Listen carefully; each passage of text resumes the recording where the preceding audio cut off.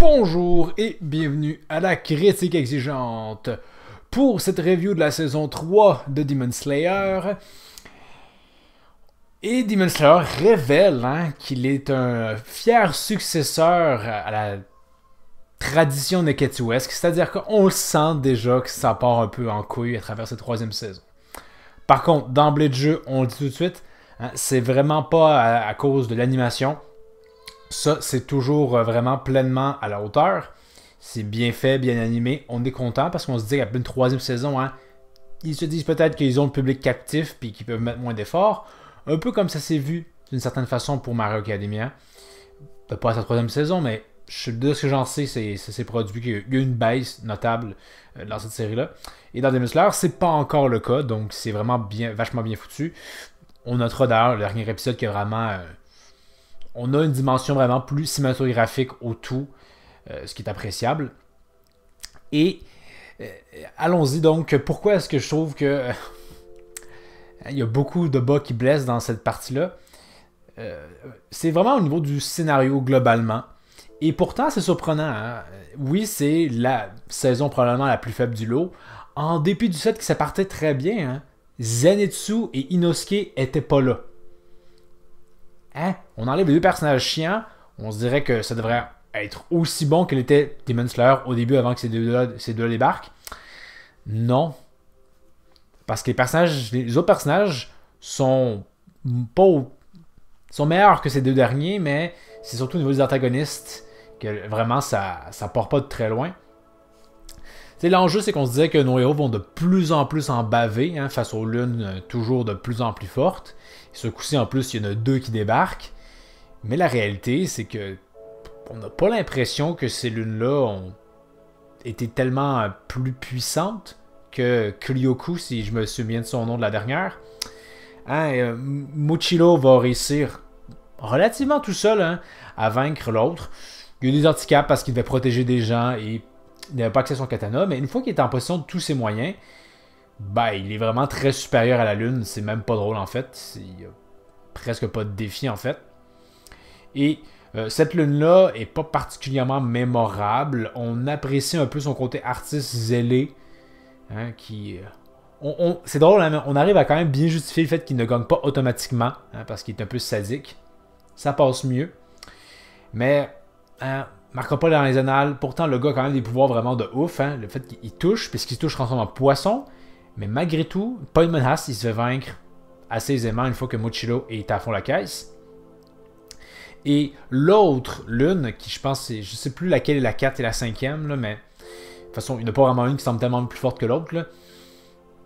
Quoique, c'est probablement la 4e, celle-là, où, encore une fois, il peut se départager en différents corps. Et au final, tuer ces matérialisations-là, ces émotions-là, on n'a rien à réinsérer. Si on tue l'original, c'est réglé. Donc, au final, c'est pas une stratégie si payante que ça. Surtout que ces manifestations-là lui permettaient d'agir sur plusieurs plans, mais elles sont globalement vraiment très faibles individuellement.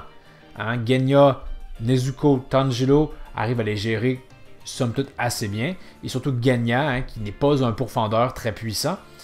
Donc vraiment, c'est un peu faible. Et même quand ils fusionnent, pas tous, il manquait la rancœur qui était pas dans le lot, pour devenir cette créature-là plus forte, son espèce de... Bref, c'est la haine, cette manifestation-là. On nous la vend comme très puissante, et au final, pas vraiment. C'était aussi puissante que ça, on s'imaginait qu'elle pourrait juste comme tous les éclater sans le moindre effort, mais non. Cette manifestation de dragon de bois, ça a l'air puissant, mais pas à ce point-là. Je veux dire, la pilier semble quand même gérer ça sans... Elle le gère bien jusqu'à s'épuiser, mais elle fait juste retenir. Fait que il y a ça qui vient un peu jouer. Donc. Et ces deux-là, le pilier, le 4e lune supérieure, on a accès à son passé. Comme quoi, c'était vraiment un salaud lâche. Puis c'est tout. Donc, on s'en souviendra pas vraiment. C'était pas particulièrement marquant. C'est au moins contrairement à l'autre lune qui n'a pas eu le droit vraiment à quoi que ce soit. Là, il y a quelque chose, mais c'est tellement... on nous avait habitués à beaucoup mieux pour les antagonistes. Et là, le bas blesse. Non seulement au niveau de leur personnalité et de leur histoire, mais aussi au niveau de la menace qu'ils représentent. On n'a vraiment pas l'impression que c'est des lunes qui étaient plus forts que Kyoraku. Et vraiment, comparé à Akasa, c'est limite ridicule. Est-ce que nos héros sont devenus à ce point-là plus forts? C'est difficile à dire. Ensuite, on peut aussi parler des protagonistes dans le récit, qui ne volent à mon avis pas très haut. Hein? Mochilo et Mochilo, je trouve qu'en 11 épisodes, on effleure tellement trop la surface, c'est un problème. Il interagit à peine avec Tanjiro, on a à peine le temps de saisir c'est quoi qui il est, que déjà il est en phase de changement pour... on a accès à son flashback, puis il change. C'était vraiment trop rapide. Hein? À la fin, quand il dit « Ah, merci Tanjiro, blablabla », non, vous n'avez pas suffisamment interagi pour qu'il y ait quelque chose à ce niveau-là. C'était pas artificiel. Son histoire est intéressante. Par contre, au niveau de son frère jumeau, et qu'au début, on nous fait croire que c'est l'autre qui a survécu, mais finalement, c'est lui. Le fait d'avoir ce revirement-là qui dure pas très longtemps et qui sert à rien, ça m'a un peu laissé perplexe, comme pourquoi. Mais bon. Mais on peut quand même soulever qu'avec Genya, on a aussi l'histoire de deux frères, dont un démon va leur voler toute leur famille. Si on veut. Donc ça se ressemblait quand même au sein d'un même arc. Il y a ça. Genya aussi, c'était intéressant, mais peut-être insuffisamment développé. Mais, heureusement, ils paraissent bien en comparaison de Mitsuri, qui, elle, mon Dieu, on dirait presque que c'est une farce. J'ai l'impression. De se dire que comme, ah ouais, elle aussi, il faut y avoir un passé, donc on va inventer une histoire où son gros problème, c'est qu'elle est très forte, et ainsi, elle a de la misère à trouver l'amour, mais dans une famille aimante. Ne cherchez pas le drame, il n'y en a pas vraiment, il est dans sa tête, et c'est vraiment sous-développé, c'est vraiment... On lui a donné une histoire parce qu'il fallait en avoir une. Je pourrais presque penser que c'est une farce, mais vu comment dans le générique de fin, on montre ça comme élément de conclusion de elle, comment dire, elle qui regarde l'ancienne elle qui tente de fuir qui elle est, blablabla, que non, probablement que c'est sérieux, mais c'est vraiment navrant. On s'entend que ce personnage-là ait beaucoup plus de profondeur, pas vraiment. Et c'est ça l'enjeu, c'est que c'est 11 épisodes pour un arc où il se passe à proprement dit rien.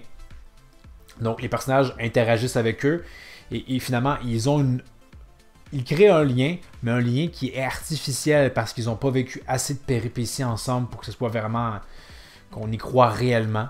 Encore une fois, je l'aurais dit, mais les interactions entre Tanjiro et ces piliers-là, elle est divisée en deux parce que deux piliers.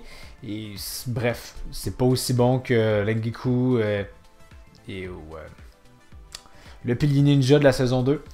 Donc vraiment, c'est trop de choses en trop peu de temps. Bref, on prend pas le temps de bien développer la chose. On va dans ce village-là des forgerons.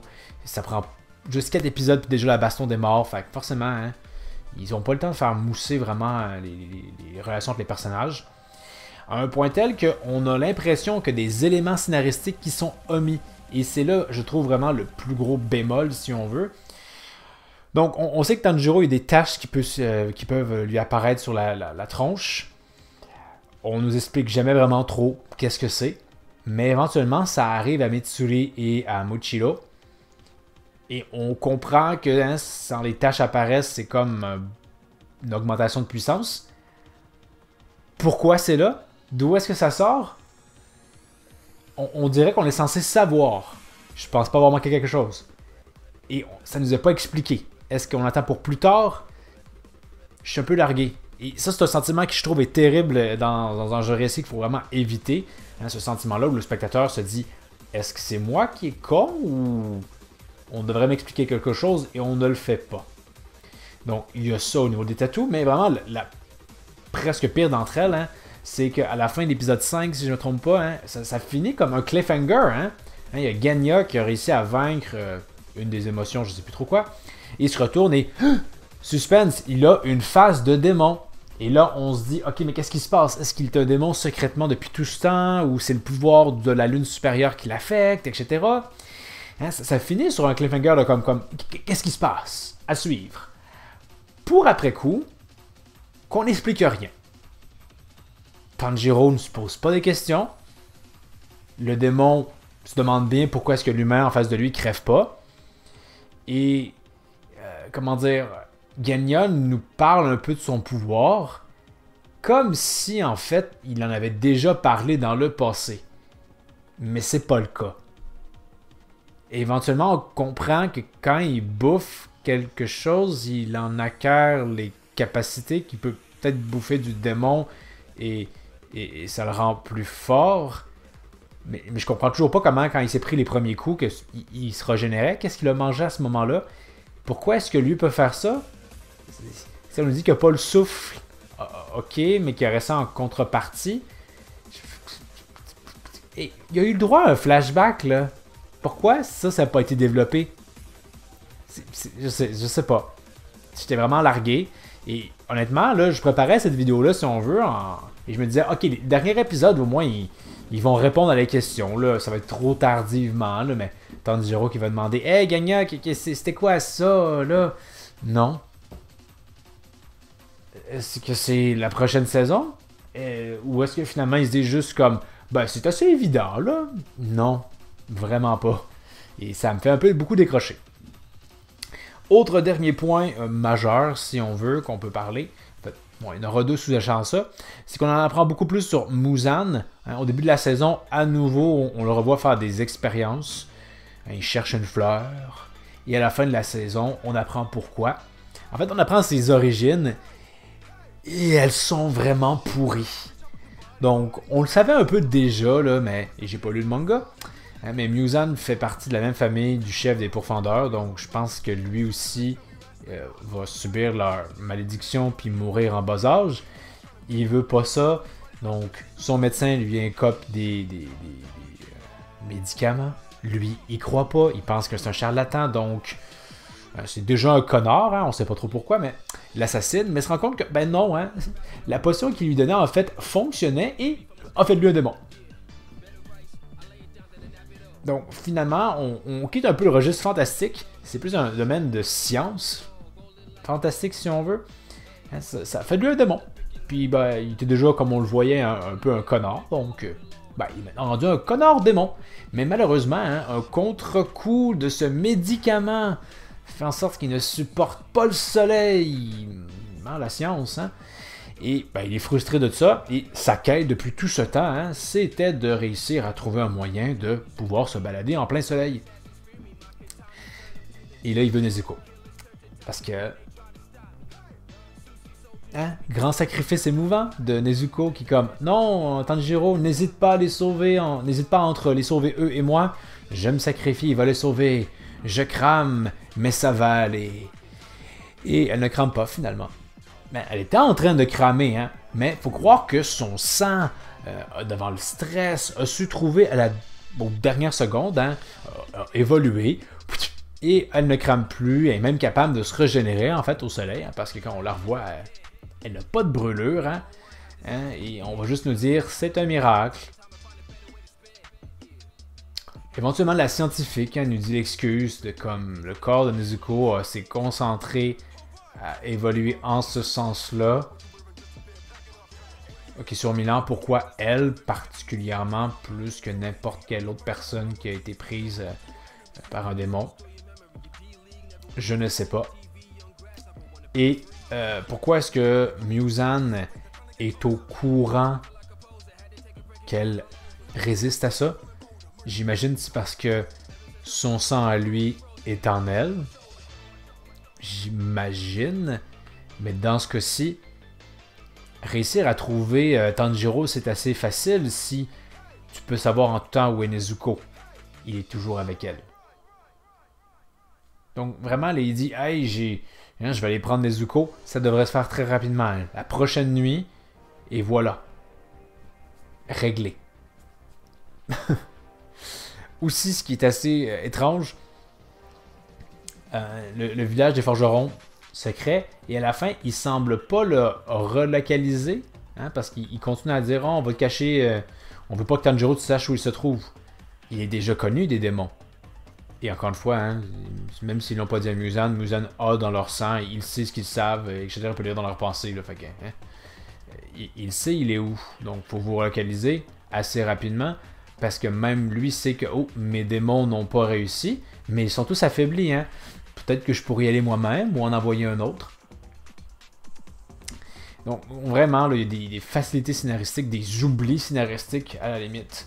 Et vraiment, quand il faut révéler des choses, hein, le passé de Muzan, c'est tout simplement pas à la hauteur. Encore une fois, je me dis que hey, si c'était quitte à livrer ça, autant à la limite ne rien dire. Hein. Encore une fois, dans un récit, là, le mystère parfois est plus riche que les réponses qu'on peut donner. Ils auraient dû choisir l'option du mystère puis Muzan parce que là, c'est vraiment. C'est assez nulos son truc. Et voilà. Donc, ceci conclurait ma partie sur l'histoire et la vie, etc. On peut passer maintenant au générique, hein, un seul. Donc, on sent qu'ils ont, ils veulent maintenir hein, ce format de générique-là qui avait été un peu instauré quand ils ont repris le train de l'infini, puis la saison 2 véritable si on veut. Donc, c'est la même début si on veut, avec hein, Tanjiro, les jeux de lumière ombre, et Tanjiro, les piliers qui vont dans un sens ou dans l'autre. Pour l'instant, on dirait que quand on va dans le sens de Tanjiro, ben, on meurt pas. Donc, est-ce que ça va être ça tout le temps? Mais bref, on apprécie quand même cette continuité, hein, si on veut, dans le style d'un générique à un autre. Hein, c'est Man of Will Mission, donc c'est bien, même si c'est un générique qui vend un peu nous vend un peu ce qui se passe. Mais c'est pas le meilleur générique de Demon Slayer, je trouve, de loin. Et pour le ending, je vous avouerai que j'en garde pas un énorme souvenir. Donc, peut faire mieux, mais j'imagine aurait pu être pire. Je pense que je ne sortais pas systématiquement. Ça va dire. Donc, ceci conclut mon avis sur Demon Slayer saison 3. Donc, redisons-le, on voit clairement que je pense malheureusement que Demon Slayer n'échappera pas à la malédiction des Neketsu, c'est-à-dire que clairement on dirait que l'auteur avait un bon début, mais qu'après coup, dû à la pression, à je sais pas trop quoi, ben, il savait pas trop quoi faire. Ou c'est pas su se faire conseiller adéquatement. Donc, reste à voir. Hein, l'anime peut encore peut-être corriger le tir, mais on voit que hein, pour cette troisième saison-là, clairement ne l'a pas fait. Donc, à voir dans le futur. Mais vous, faites-moi part de votre avis sur Demon Slayer saison 3. Est-ce que je suis un peu trop dur? Je pense que non. Et qu'est-ce qui vous a fait grincer des dents? Qu'est-ce qui vous a le plus plu? Bon. Donc, parlez-en dans les commentaires.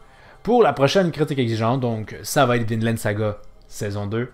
Encore une fois, peut-être une critique un peu plus exigeante par rapport à cette deuxième saison-là. Très rapidement, hein. Vinland Saga, Seinen, je trouve pas. Ben, du moins, ça tente de l'être. Mais Seinen de très bonne facture. Avec cette deuxième saison-là, j'ai des réticences.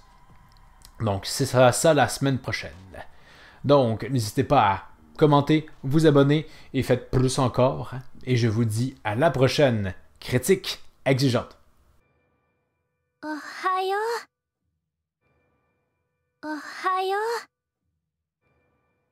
う。おはよう。